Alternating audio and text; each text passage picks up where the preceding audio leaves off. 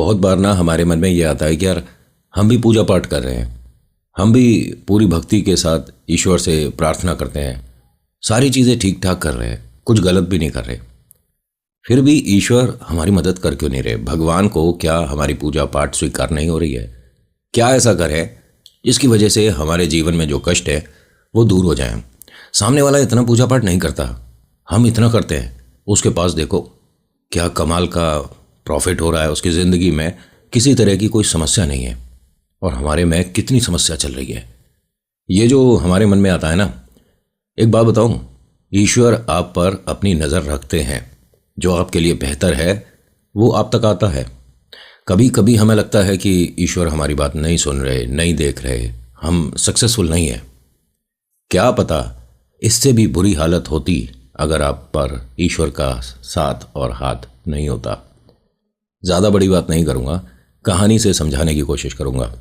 नमस्कार, हर हर महादेव, जय भोलेनाथ। आप सभी का स्वागत है। ये है चाचा के फैक्ट्स। मैं नितिन हूँ, कहानियाँ सुनाता हूँ।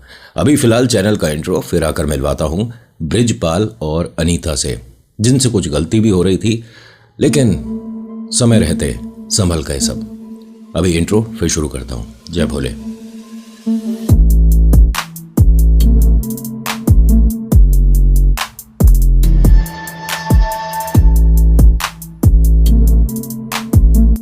अगर आप पहली बार आए हैं तो क्यों आए हैं, मतलब ऐसे नहीं कहना चाहिए। अगर आप पहली बार आए हैं तो दो एक वीडियो देखिएगा, तब आपको अगर अच्छा लगता है चैनल पे दोबारा आना चाहिए तो सब्सक्राइब करना, फिर बेल आइकन दबाना, फिर ऑल के ऑप्शन को दबाना, फिर दूसरी वीडियो देखना, और उस वीडियो के नीचे दोबारा से सब्सक्राइब नहीं दबाना। ना ना ना ना ना, फिर तो अनसब्सक्राइब हो जाएगा ना। इतने तो आप चतुर चालाक और एकदम कड़क दिमाग वाले हैं। देखने में तो ऐसे ही लग रहा है मुझे।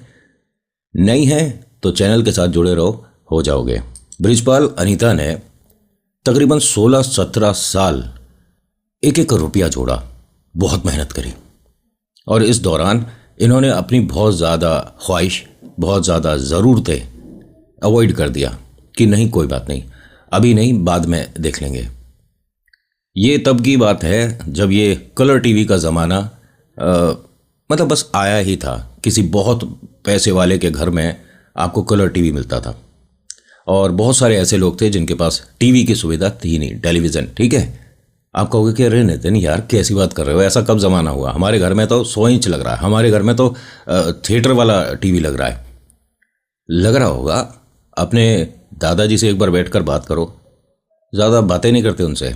भाई साहब, यहाँ कुछ नहीं मिलने वाला। सोशल मीडिया पे जितना समय बिताते हो ना, उतना या उससे आधा कभी अपने बड़ों के साथ बैठकर, जो आपके घर के बड़े हैं, बुजुर्ग हैं, उनके साथ बैठकर उनके ज़माने की कुछ बातें सुनो, तुम्हारे को तजुर्बा भर भर के मिलेगा। ब्रिजपाल और अनीता ने बहुत समय तक पैसे जोड़े थे, और ये एक किराए के मकान में है। 17 साल में 6-7 बार मकान बदल चुके हैं। कभी कहीं, कभी मकान मालिक के छोटे छोटे सींग निकलाते हैं, किराया बढ़ा देता है बिना मतलब के, 2 महीने बाद बढ़ा दिया। ऐसे करते करते इन्हें 17वां साल करीब चल रहा था। ब्रिजपाल अनीता अपने खाते में इतने पैसे जोड़ चुके थे कि अब एक मकान का मतलब बात किया जा सकता है। सारे पैसे नहीं जुड़े कि मकान अगर 5 लाख का है तो इन पे 5 लाख हो गए। डाउन पेमेंट वगैरह करीब पहुंच चुके थे ये लोग। खुशी थी इनके घर में, बहुत ज़्यादा मुस्कुराहट थी, बहुत समय अच्छा चल रहा था, और ये रोज़ बाबा शाम का धन्यवाद करने से पीछे नहीं हटते थे। मतलब रोज़ इनके घर में जो पूजा आरती होती थी, सभी लोग बैठकर करते थे। इनका सबसे बड़ा बेटा 9 साल का है, छोटी बिटिया 7 साल की, और सबसे छोटी बिटिया 5 साल की। जिस वक्त की ये बात बता रहा हूँ, इन्होंने मतलब इतने काम किए हैं ब्रिजपाल जी ने। दिल्ली में चांदनी चौक में काम किया है, और कहते हैं कि वहाँ से मैं माल सप्लाई करता था रिक्शा पे, और ये रिक्शा भी किराए का लेते थे। सुबह सुबह इन्हें मतलब वहाँ होता होगा कि आज पूरे दिन का भाड़ा इतना होगा, तो ये चलाते थे। अनीता जी जो हैं ये पढ़ी लिखी थी, लेकिन मतलब किसी स्कूल में, विद्यालय में मतलब पढ़ाने के लिए इन्हें मौका नहीं मिला। टीचर का जॉब करना चाहती थी लेकिन नहीं मिला, तो इन्होंने लोगों के जैसे होता है ना, क्या है, साड़ी पे ये फॉल वगैरह लगाना या बच्चों के नाप के स्वेटर वगैरह बनाना, ये सब करती थी। आसपास के मकानों से कुछ 2-4 सूट साड़ी वगैरह इन्हें मिल गई और रफू करती थी। हाँ, तो कहते थे उससे हमारा रुपया 2 रुपया बनता था। जो आखिरी वाला साल है जिसकी मैं बात बता रहा हूँ, इसमें बहुत ज़्यादा इन दोनों ने मेहनत करी। इनके बच्चे बराबर में एक इनके रिश्तेदार हुआ करते थे, किराएदार बोलता हूँ, मतलब वो भी किराएदार थे। उनके घर में एक टीवी था, तो बच्चे कभी कभी माता पिता से ज़िद करके उनके घर पे टीवी देखने चले जाते थे। एक बार हुआ, 2 बार हुआ। एक बार ब्रिजपाल अपना काम पे से वापस लौट रहे थे, तो इन्होंने देखा कि इनके दोनों बड़े बच्चे जो हैं, वो सर्दियों का समय था, वो बाहर खड़े हैं और उन पर बस सादा से कपड़े हैं, जो माँ ने स्वेटर बनाया हाथ से वो पहना हुआ है, और खिड़की से अपने पैरों को उचकाकर बराबर वाले के मकान में अंदर झांक रहे थे। ठंड हो रही थी, और ये तब की बात है जब रियलिटी में सर्दियाँ पड़ती थी। आज की डेट में अगर आप देखो तो कितने दिन की सर्दी है। पहले तो 6-6 महीने की सर्दियाँ पड़ती थी। कोहरा ऐसा होता था भाई साहब, आपको आपके पैर नहीं दिखें, मतलब महसूस होंगे कि हाँ पैर हैं, लेकिन आप कहो कि मैंने कौन से कलर के शूज़ पहने हैं तो कोई बता नहीं पाए, इतना ज़बरदस्त कोहरा होता था। ब्रिजपाल ने दोनों से पूछा, क्या कर रहे हो बाहर? ठंड हो रही है, अंदर घर में चलो ना। ओ पापा, बहुत अच्छा प्रोग्राम आ रहा है। अब टीवी पर कुछ चल रहा था, और मतलब उन लोगों ने क्या कर रखा था, ये बच्चों को ना दिखे एक तकिया बीच में रख दिया था। समझ रहे हो कि किस तरह के लोग हैं। दरवाज़ा खोल के बच्चों को ये बोल सकते थे ना कि बच्चे भीतर बैठ के आराम से रजाई गद्दे में टीवी देख लो, क्या दिक्कत थी। ब्रिजपाल ने जैसे ही बच्चों को देखा और फिर टीवी की तरफ देखा, तो वो जो अंदर महिला थी, वैसे इनकी रिश्तेदार है, अवॉइड करो, सिर्फ पड़ोसी बोलूँगा। उसने कहा कि अपने बच्चों को अपने घर में ले जा, बार बार यहाँ आकर खड़े हो जाते हैं। उसने हाथ जोड़ के माफ़ी मांगी। ब्रिजपाल अंदर ले आया बच्चों को। अनीता, ये बराबर में ऐसे टीवी देखने जाते हैं। तो अनीता ने कहा कि बालक हैं, इनका भी मन कर जाता है। वो सब आगे जितने भी लोग रहते हैं ना, इनको पता नहीं अपने साथ खिलाते क्यों नहीं है। मैं तो इनसे कहती हूँ कि घर में खेला करो आपस में तीनों। ये मतलब ब्रिजपाल जो है, बहुत समय पहले एक बहुत बड़ा और गलत काम करने के लिए निकल चुका था। वो तो अनीता ने इन्हें सही समय रहते पैरों से पकड़कर उठा दिया था। समझ गए कि मैं कुछ कर नहीं पाया, मैं बच्चों को खुशियाँ नहीं दे पा रहा, मैं अपनी वाइफ के लिए दुनिया भर की जो खुशियाँ सोच कर चलता हूँ नहीं खरीद पा रहा, मैं फेल हो गया। अनीता उस वक्त घर पे थी ही नहीं, तीनों बच्चे इनकी मौसी के घर पे थे। ब्रिजपाल ने न जाने नशे में और कैसी सिचुएशन में अपने आप को ख़त्म करने के लिए घर में ये व्यवस्था कर दी थी। इसने दरवाजे को तोड़कर, अनीता ने, भाई कच्चा पक्का सा दरवाज़ा होगा, लेकिन अगर सामने वाले को आप बचाना चाहते हो तो आपकी भुजाओं में वो जान आ जाती है। आप खुद सोचते हो कि ऐसा कैसे किया मैंने, वरना 85-80 किलो का आदमी कोई महिला पैर से पकड़ के उठा दे उसे ऊपर, और जिसमें महिला मानकर चलो अब 40 के आसपास, जिन्होंने कभी ऐसा जिम वगैरह नहीं कर रखा, पुराना खाया पिया, वैसे काफ़ी मजबूत हुआ करता था। आज की डेट में हमारे को अगर कोई घी पिला दे तो हमारे को तो आप पता ही है क्या हाल हो जाती, मतलब ऐसा लगता है कि भैया क्या हो गया। मतलब ये होता था पहले के लोगों का दूध दही, एक तो स्वच्छ साफ, और उनके शरीर पे लगता भी था। भले आपको पतले से दिखेंगे, लेकिन जान जिगर इतना। आप अपने पिताजी को देखो, अपने आप को देख लो, हैं, मतलब थोड़ा लग रहा होगा ना कि यार देखो क्या बात है, और हम देखो क्या बात है। इन्होंने, अनीता जी ने दरवाजे को बहुत तेज़ी से धकेल कर अपने हस्बैंड के पैर पकड़ के उठा लिए। आसपास शोर हुआ, लोगों ने आकर स्टूल लगाया, उनके गले से रस्सी खोली गई, और ये बस रोकर अनीता के सामने हाथ जोड़कर बैठ गए। अनीता ने कहा कि ये जो आपने सोचा भी था ना, ये भी गलत था, आप तो करने जा रहे थे। अनीता इनके साथ बहुत ज़्यादा देर तक लड़ती रही, रोती रही। ये बहुत समय पहले की बात है, जब इस बात से 6 साल पहले की, तब इनकी ज़िंदगी में बाबा शाम आए थे। अनीता कहती है कि मुझे नहीं पता, मैं किसी के मतलब घर पे गई हुई थी उनके बच्चे का नामकरण में, और वहाँ मुझे किसी ने आकर कहा कि बाहर कोई भाई साहब खड़े हैं, बुला रहे हैं आपको, बुजुर्ग से।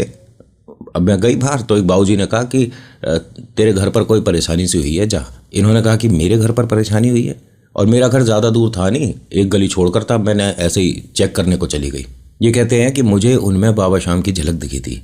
उसके एक हफ्ते बाद ये एक बाबा शाम के जागरण में आई थी। रात में होता है ना, जैसे हम भजन कीर्तन कराते हैं, किसी के घर में कोई खुशी है, कोई मन्नत पूरी हुई है, तो अनीता को विश्वास होता चला गया और अनीता ने बृजपाल को बाबा के बारे में बताया और ये दोनों तब से बाबा शाम को बहुत मानते हैं। अनीता की ज़िंदगी में तो देखिए बाबा शाम ने बहुत बड़ी जो दुर्घटना हो सकती थी वो बचाई थी। अनीता भरपूर विश्वास करती थी।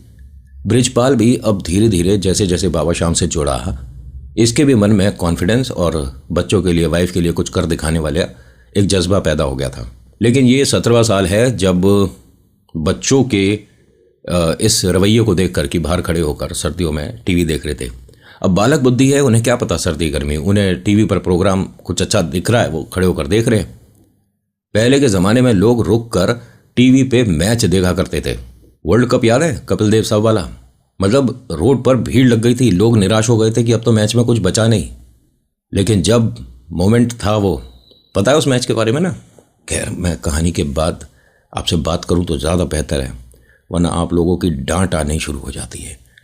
बृजपाल ने कहा कि मैं जो पैसे जोड़ चुका हूँ, जो हम दोनों ने मतलब मिल के पैसे जोड़े हैं बाबा शाम के आशीर्वाद से, जो मकान देखा है वो कल सुबह देखने चलेंगे। अनीता ने कहा कि आपने मकान देखा कब और कितने रुपए का है? अरे हमारे पास इतने सारे पैसे थोड़ा ना जुड़े कि हम एक मकान ले सकते हैं। आप एक काम करिए ना, बच्चों के लिए एक छोटा सा टीवी। उन्होंने कहा ना, अभी छोटी ज़रूरतों के चक्कर में बड़े सपने को हम नहीं छोड़ेंगे। समझा करो, अपना घर, अपना मकान, ये महीने का भाड़ा, दोनों में बहुत फ़र्क होता है। जितना हम भाड़ा यहाँ किराए में मतलब दे रहे हैं, मकान का जो बनेगा उसकी किस्त में देंगे ना। अपना मकान तो होगा। बार बार हम अपना सामान ये सब लेकर कभी कहीं भटकते से फिर रहे हैं। अनीता ने कहा, देखिए इससे बड़ा कोई सपना पूरा हो ही नहीं सकता अगर हमारा अपना मकान हो। लेकिन मुझे नहीं समझ आता कि हमारे खाते में इतने पैसे तो है नहीं। बृजपाल ने बाबा शाम की तरफ देखा कि जो खाते में पैसे बचे हैं वो ये पूरे कर देंगे। अनीता हंसकर कहती है, अरे आप ये मत कहा करो, जब भी कोई बात होती है ये देख लेंगे। बाबा भी कहेंगे कि तुम दोनों कोई अपने आप भी काम करोगे या सारी ज़रूरतें मैं ही पूरी करूँगा तुम्हारी। दोनों थोड़े थोड़े मुस्कुराए। घर में आज माहौल कुछ बढ़िया सा था। तभी एक आदमी आया, उसने दरवाज़ा खटखटाया। बृजपाल ने जैसे ही देखा, आइए आइए भाई साहब बैठिए। वो आदमी आया, बैठा। उसने कहा, बृजपाल आप लिखना पढ़ना तो जानते ही हो? जी जी, ये कागज़ हैं, इन पे साइन कर देना। उन्होंने कहा, एक बार मैं अपनी घरवाड़ी को भी, मतलब अपनी वाइफ को भी मकान दिखाना चाहता हूँ। अभी तो ब्रिज भाई रात हो गई है, आप कल सुबह देख लेना। अनीता ने पूछा कि ये कागज़ कैसे? कागज़ वो आदमी साइड में रखकर चला गया। बृजपाल ने कहा कि ये ऐसा है कि ये जिसका मकान है उसका दोस्त है, वो यहाँ पर नहीं रहता, वो कहीं जयपुर में रहता है। तो उसने कहा है कि कागज़ वगैरह इसी पर छोड़ रखे हैं और सारा काम यही करेगा। अच्छा ठीक है, तो कल सुबह हम मकान देखने चलेंगे। अब ये सुबह भाई साहब वैसे तो 7 बजे उठ रहे हैं, आज 5 बजे उठ गए। नहा धोकर पूजा पाठ करके इंतज़ार कर रहे थे कि वो आदमी कब आएगा और अब कब मकान देखेंगे। ये बृजपाल ने अपने बच्चों से कहा कि बेटा हम लोग जाएंगे, दरवाज़ा नहीं खोलना, जिससे भी बात करनी है खिड़की से बात करना, ठीक है? अब ये कागज़ यहीं पर रखे थे। बच्चे जो थे दूसरे कमरे में थे। वो आदमी आया तकरीबन 7:30-8 बजे के आसपास। बृजपाल अनीता दोनों उसके साथ पैदल पैदल चल दिए। मकान पे आए तो अनीता बहुत खुश हो रही थी मकान को देखकर कि मतलब कभी सपने में भी नहीं सोचा था कि ऐसा अपना मकान होगा। कभी मकान को अंदर जाके देखे, कभी रसोई देखती है, रसोई में 2 बड़ी खिड़की भी हैं और बाहर वाले कमरे में भी एक बड़ी खिड़की है। अरे मैं तो यहाँ पर गमले लगा सकती हूँ। उसके दिमाग में घर का पूरा एक नक्शा छप गया कि मुझे कहाँ क्या करना है। बच्चों के लिए भी एक कमरा बन सकता है, बैठ मतलब पढ़ाई वगैरह का, और बहुत सब कुछ अच्छा है। अम्मा बाबूजी गांव से आएंगे तो वो यहाँ रह सकते हैं। इसमें तो पेड़ भी बहुत अच्छा लग रहा है। और मतलब अनीता की खुशी का ठिकाना नहीं था। बृजपाल उनके पास आया, उनको देखकर कहता है कि मुझे तुमसे पूछने की ज़रूरत नहीं लग रही कि मकान कैसा लगा। अनीता की आंखों में आंसू थे, बार बार आंसू पहुँचे और बस मुस्कुरा रही थी वो।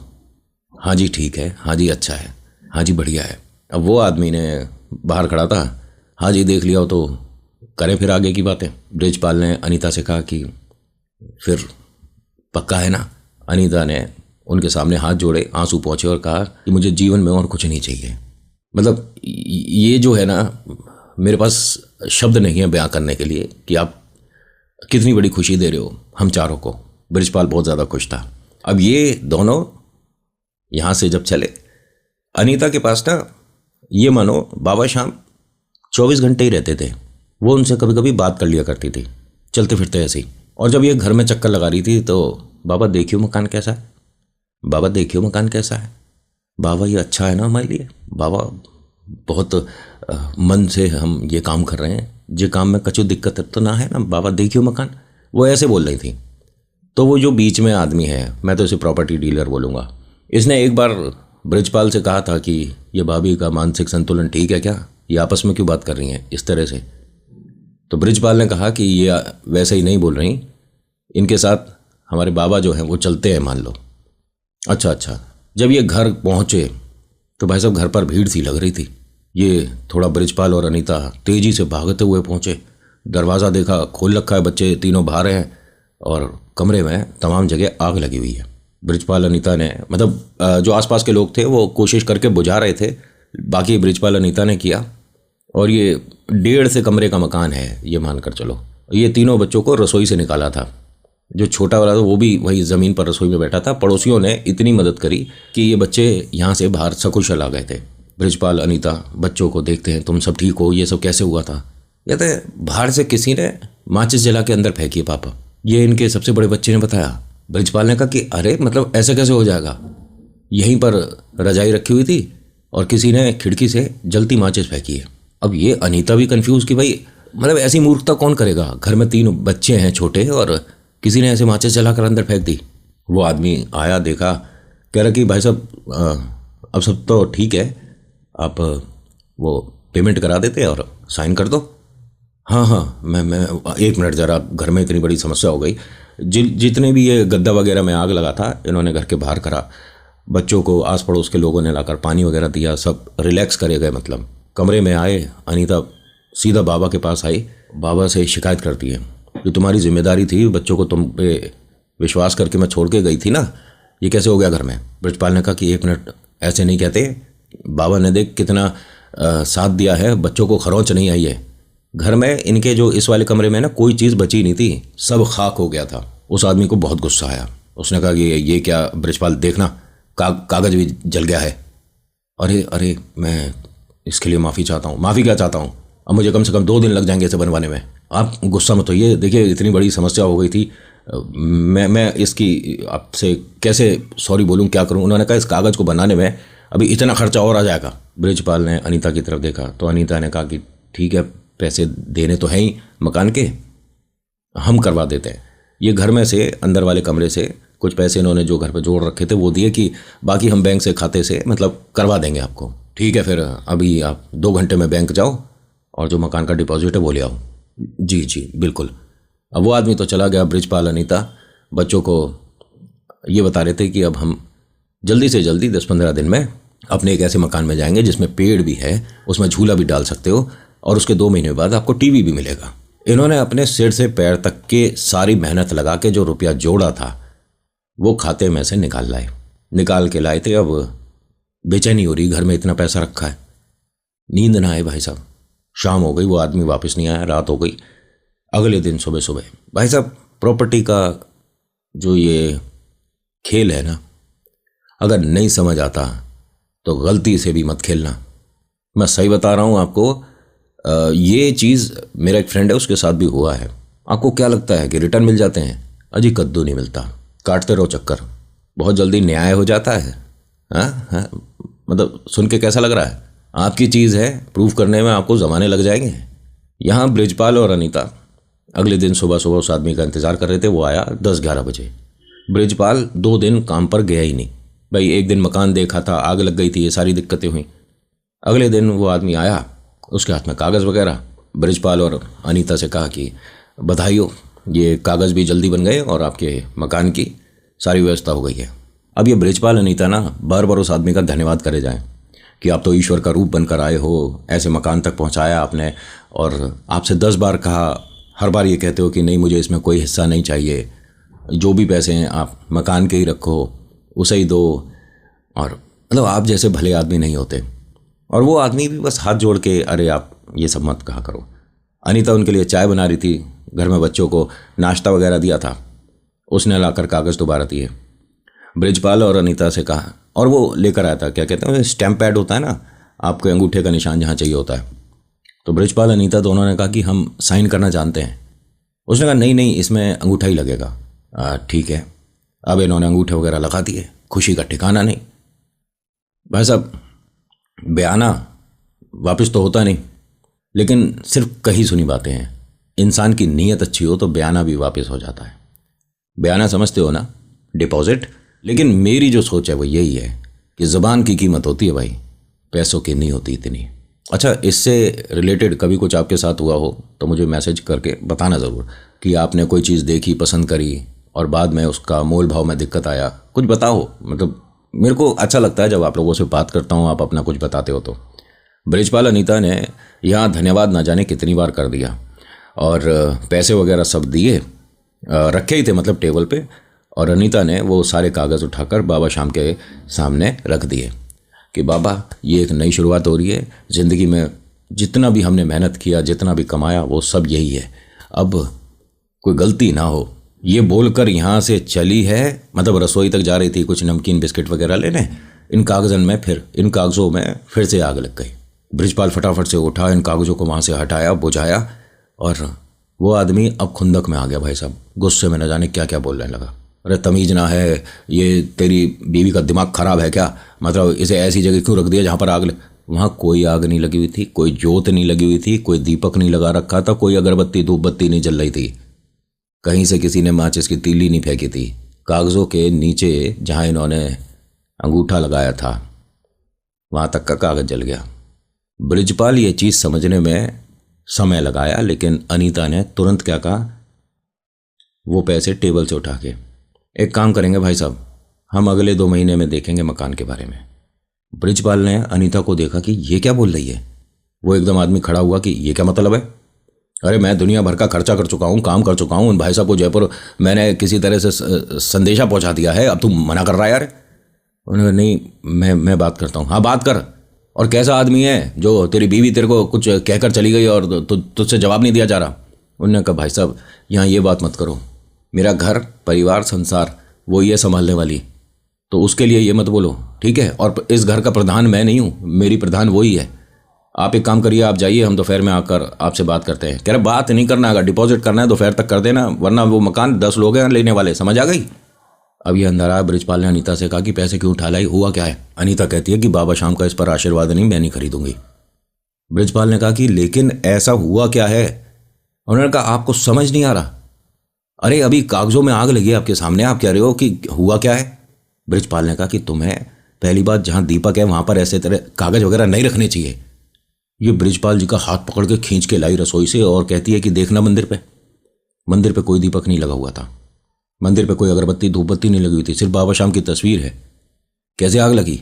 अब ब्रिजपाल को नहीं समझ आया, रियलिटी में ये पॉसिबल नहीं है, कहाँ से क्या हुआ है, कैसे आग लगी थी? और देखा तुमने, सिर्फ जहाँ जहाँ हमने अंगूठा लगाया था वहाँ के कागज सारे जले। ये बाबा ने कुछ तो, मैं बाबा के आशीर्वाद के बिना काम नहीं करूँगी, ये हमारी मेहनत की कमाई है, मैं नहीं दूंगी। ब्रिजपाल ने खूब कोशिश करी उसे समझाने की, मनाने की, लेकिन ये माने नहीं। ब्रिजपाल ने अगले दिन जाकर उस भाई साहब को मना करा कि देखिए अभी मन में वहम बैठ गया उसके अनीता के, और अभी हम नहीं ले सकते ये मकान। वो जो प्रॉपर्टी डीलर था जो बड़ा हाथ जोड़ जोड़ के खड़ा था, उसने धक्के मार के इन्हें बाहर निकाल दिया, दोबारा से यहाँ मत आ जाइए। ब्रिजपाल ने कहा अरे भाई साहब आप कैसी बात कर रहे हो, ऐसा क्यों बोल रहे हो? और आप अब वो डील नहीं हो रही है तो सुबह जो पैसे दिए थे वो तो आप लौटा दो। इस आदमी ने कागज बनवाने के चक्कर में मतलब कुछ पैसे तो रख लिए थे। उसने कहा 1 रुपया ना दूँ, तुझ पे जो होता हो कर ले। अब सीधा साधा आदमी, काम व्यापार करने वाला, अब यहाँ बैठ के इसके साथ सिर तो मारेगा नहीं। वो घर आ गया। अनीता ने कहा कि इसका मतलब वो बेईमान ही है। बाबा के सामने हाथ जोड़कर कहा कि बाबा हमें कुछ क्लियर नहीं हो पा रहा है, हमारी दृष्टि पर एक पर्दा सा आ गया है, हमें साफ दिखाओ, साफ बताओ कि ये मकान ठीक ठाक है हमारे लिए। तो अभी भाई साहब यहाँ से भीड़ सी भगती हुई जा रही है, वहाँ ये हो गया, वहाँ वो हो गया, पता नहीं क्या। अब ये भी बाहर को गए देखने के लिए मकान पे, जिस मकान को इन्होंने देखा था उसके आसपास भीड़ लग रही थी काफ़ी, और कोई आदमी तेज़ तेज़ बात कर रहा था। इन्होंने जाकर देखा तो यही जो प्रॉपर्टी डीलर है उसको पकड़ रखा था किसी ने, मतलब गिरवान पकड़ रखा था। और भाई साहब 4-5 लोग, उसने 5 लोगों को ये मकान बेच दिया जिसमें कि मकान उसका था भी नहीं। पुलिस वगैरह आ गई, जिसका मकान था उसे बुला लिया गया। उसने कहा नहीं जी, हम कोई बेचने के उसमें थे ही नहीं, और ये आदमी झूठ बोल रहा है, कोई आदमी जयपुर नहीं रहता, मेरा मकान है। और वो मकान मतलब जिसका था ना, वो 2-1 किलोमीटर दूर ही रहता था जिसे जयपुर बताया था। अब यहाँ अनीता और बृजपाल दोनों मतलब बाबा श्याम का धन्यवाद करते नहीं रुक रहे कि हम बहुत बड़े एक फ्रॉड के अंदर फंसने वाले थे। इतने लोगों को मूर्ख बनाने वाला बचा बैठा था, और बाबा श्याम ने जब अपनी छड़ी घुमाई तो ये भी पकड़ में आ गया, वरना किसी को पता नहीं चलता ये ऐसे कितने काम करके निकल जाता। इनके जीवन की जो भी सारी कमाई थी वो कुछ मिनटों में खाक होने वाली थी, क्योंकि ये सारे पैसे देने वाले थे मकान के, मतलब जो डिपॉजिट होता है। मान लो एग्जाम्पल कि ये 7 लाख का मकान था, तो ये 3 लाख रुपए करीब जोड़ चुके थे जो देने वाले थे। और किसी गरीब के लिए जब मेहनत करके 17 साल में किसी ने पैसे कमाए हों और वो एक झटके में चले जाएं, उसके पास क्या विकल्प, कोई ऑप्शन बचेगा ही नहीं, है ना। जो काम गलत ये बृजपाल करने वाले थे, फिर ये अनीता और बृजपाल दोनों एक साथ करते थे। लेकिन बाबा श्याम ने वक्त रहते इनका वक्त और इनका रुपया और इनका मान सब बचा लिया। तो आज की कहानी में इतना ही। बृजपाल, अनीता जी, आपने जैसा कहा मैंने वैसे ही सुना है, सही है।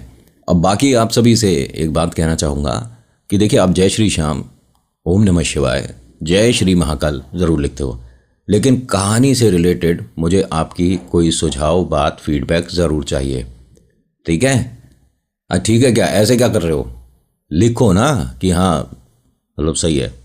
चलो मैं आपसे एक बात पूछता हूँ या नहीं पूछता हूँ, फिर ये होगा कि मैंने तो आपके सवाल का जवाब दिया। नितिन, जो आपके मन का हो ना वो लिखो चलो आज। और ये मत बताओ मुझे अब कि क्या बना तुम्हारे खाने में, क्योंकि 90% बता रहे हैं कि साग बनाए। साग तो एक बार बन जाता है तो 3 दिन की छुट्टी हो जाती है, अगले दिन क्या बनाओगे। So thank you so much for watching. मेरा नाम नितिन है, मुलाकात करूँगा एक नेक्स्ट वीडियो में। हर हर महादेव, जय भोलेनाथ, धन्यवाद।